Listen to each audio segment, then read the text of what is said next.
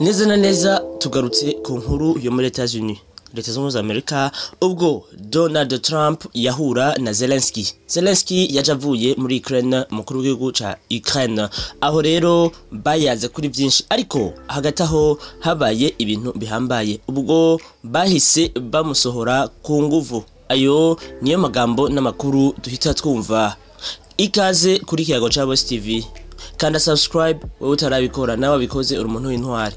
Komeza mudukurikirana. Nanone ku munsi wejo niho humvikana urugwamo rwinshi muri White House ubwo Donald Trump na Zelensky neza muri White House bomberanye bavuganye amajambo mabi cane kubwo amakuru duhabwa na France 24.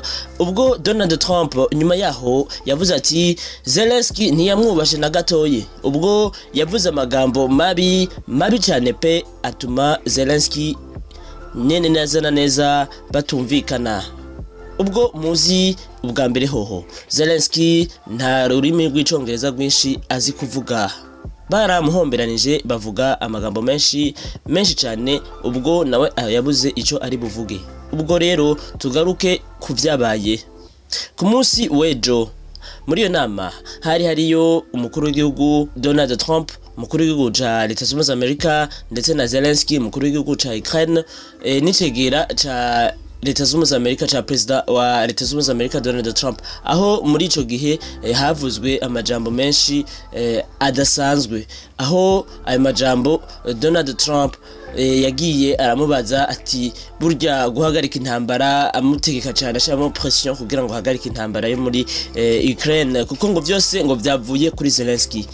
Aho rero ayo masezerano yavuze ati imbere yuko ndayasinya, ari Zelensky wari kavuga, imbere yuko ndayasinya ntabwo mpita nemeza uko nyene, nyemerera ati Burusiya kwa Putin, ko Putin wewe yemeza yuko tumaza guhagarika, atazongera kongera gushamirana na Ukraine. Aho rero Donald Trump yavuze ati neza ntazovyongera, ariko hagati aho Zelensky we yaciyongera garuka avuga ati burya haraheze igihe Zelensky na Putin twasinya amasezerano yuko tutazongera gushamirana. Aya masezerano Putin yacishije inyuma omengo nkuko atabibonye. Bwake kabiri intambara yongera bandanije. Donald Trump naho nyene yahise amwishura ati kubisanzwe bijya vyabaye kuko batumvikanye neza nkuko bikwiriye.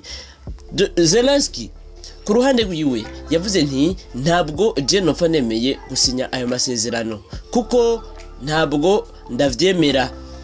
Donald Trump wewe yaciye ajingitwaho nyene avuga ati nagasuzuguro. Umukuru w'igihugu ca Leta zunze ubumwe za Amerika afise inyungu nyinshi kuri ino ntambara ya Ukraine. Tubibutsa cyane yuko Donald Trump haheze ukwezi kumwe n'imisi ishika kuri 8 yongeye gutwara kuri manda ya kabiri Leta zunze ubumwe za Amerika. Aho rero hagati aho ibintu vyabaye nakayobera bahinga, abari muri White House bose bifashe ku munwa. Kubisanzwe Donald Trump wewe avuga ati intambara ihagarare, nkuko yabivuze ma meeting ubwo yagenda arasirikira hose za Pennsylvania n'ahandi Florida, hose yagenda arabivuga ati intambara muri Ukraine izohagarara. Nico kintu ca mbere nzohita nkora. Mu minsi heze Donald Trump ndetse na Putin barayaze kuvy'intambara, ndetse hagaruka kandi mu nyuma yaho haza Emmanuel Macron mukuru w'igihugu ca France, aho yavuze kuvy'intambara. Nabo bigoneka yuko Emmanuel Macron ashigikiye neza cyane Donald Trump kuri iyo ntumbero yuko yohagarika intambara muri Ukraine.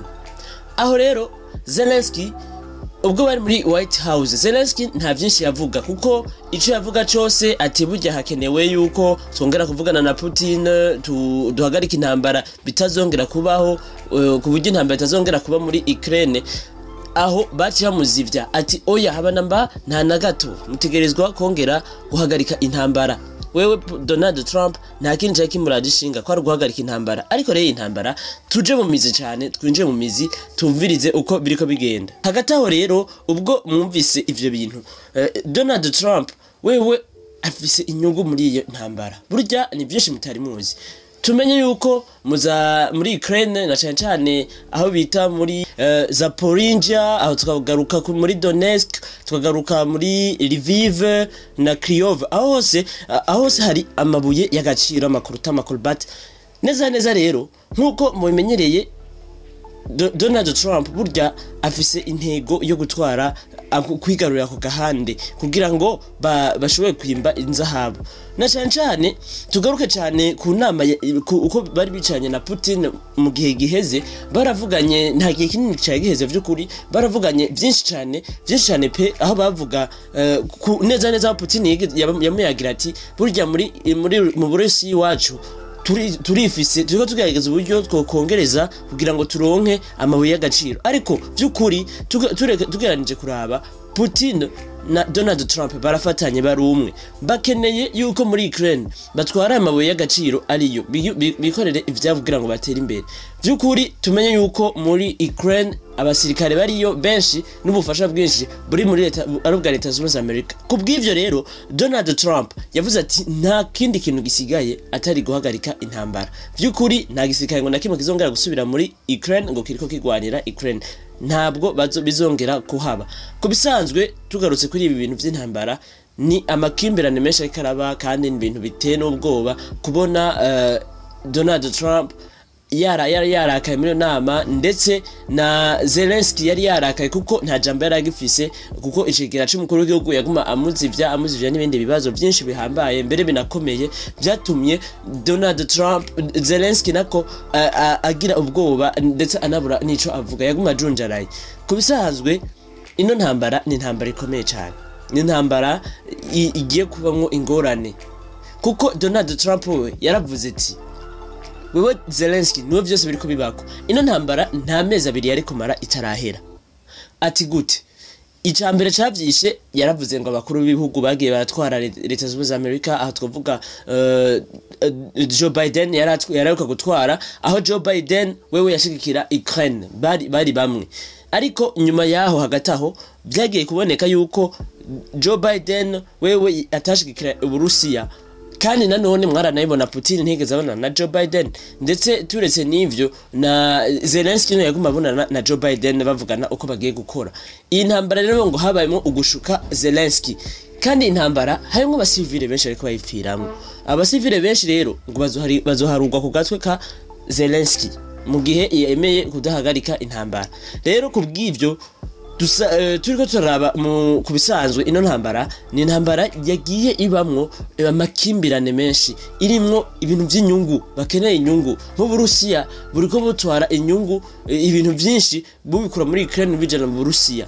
Nuko rero yavuze nti batemeye yuko twinjira muri OTAN ntabwo ino ntambara izohagarara. Rero byose byarangiye ari induru atantego nziza itorewe. Nyuma yaho Donald Trump yagiye kuboneka ku ma réseaux sociaux yavuga ati je vy'ukuri Zelensky yarasuzuguye cyane, habayemo gasuzuguro, ntabwo nje ndabishimye, ntabwo nabikengurutse cyane, kuko yarangayiye kubona igihugu canje leta z'Ubumwe za Amerika ari igihugu gikomeye ariko akansuzugura nk'ukuri aho akanka kwemera ivyo ndamubwiye. Ntabwo na gatoya Zelensky yemeye ivyo yamubwiye, kuko Zelensky wewe afise igihugu cy'abatwara. Yavuze ati leta z'Ubumwe za Amerika ni iwawe, igihugu cawe, nanje mfise igihugu canje, wewe ufata ivyawe nawe nanje mfata ivyanje. Nuko rero amakuru nuko yagenze. Tubashimye bagomba mwese mwadukurikiranye, kandi subscribe, like na partage, comment cyo zikeneye kuri Kego Chabo TV. Ciao mukomeze mudukurikirana kugira ngo tubazane ibiganiro biri ku mwanya, haba hirya y'igihugu, haba ngaha anye muri Kongo, ndetse n'ahandi henshi inkuru zizatubazanira ku mwanya naho ubutaha.